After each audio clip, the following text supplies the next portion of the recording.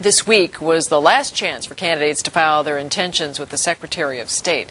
A couple of surprises popped up. Perhaps most interesting, DFL Senator Satvir Chaudhry picking up a formidable primary opponent in former lawmaker Barb Goodwin after Chaudhry faced ethics questions. Political reporter Mary LaHammer takes a broader look at the major and minor parties' political and public relations strategies. From Democrats to Republicans to independents to a brand new party, the final hours at the election center provided plenty of political intrigue. Well, the name of the party? Right, so that would be like your green. No, Ecology, Democracy Party. Sorry, yeah. That's all right. There's all sorts of surprises on the final day to file for office. I left the Green Party in 2008 to invent the Ecology Democracy Network. And from the network, one of the tools for our organizing was to develop a political party.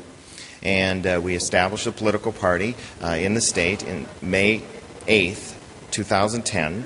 Third-party politics proved interesting. Well, yeah, this is the last. Yeah, I know. As independents endorsed Tom Horner, picked the longtime leader of the Association of Minnesota Counties.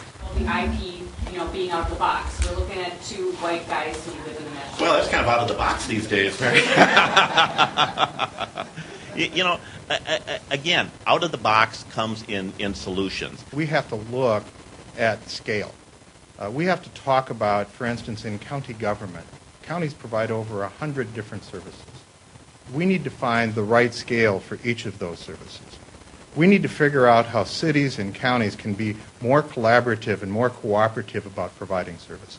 But the biggest buzz belonged to Republicans, who filed legislative candidates in all 201 races. Thank you to all of our candidates. This is something that, in my 20 years in politics, the last time I saw something with this kind of energy, this kind of enthusiasm was 1994. Filling every legislative seat is something the party says it hasn't achieved since 1978, the year of the Minnesota Massacre, when Democrats suffered huge losses. Are you afraid of another Minnesota massacre? We are not. We feel very good about this campaign and election. It's won door by door, district by district, and so we have excellent candidates, leaders in their community, and I'm excited to campaign with them all across the state.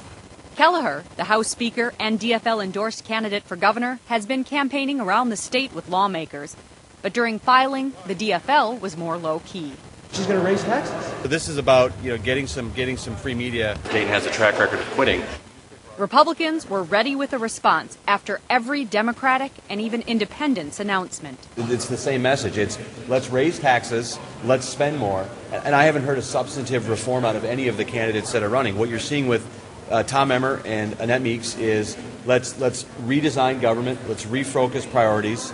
But Republican rebuttals come from a Senate staffer paid by taxpayers, who only has to walk down the hall to where the candidates file for office. We've seen you here reacting in the hallway to a lot of the political picks. Are you here on party time or Senate time? Volunteer time. I'm not paid to be the party chair, so I'm here always in my volunteer capacity.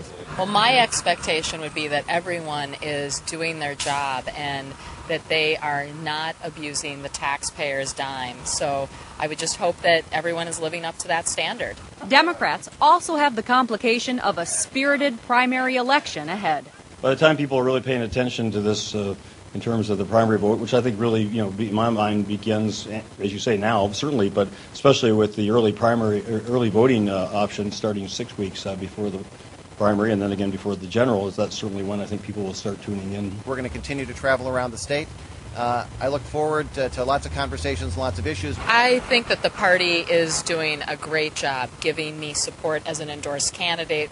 The next key contest comes in August, where lawmakers, members of Congress, and even some gubernatorial candidates will have to battle it out within their own party in that new August primary. At the Capitol, I'm Mary LaHammer, reporting for Almanac.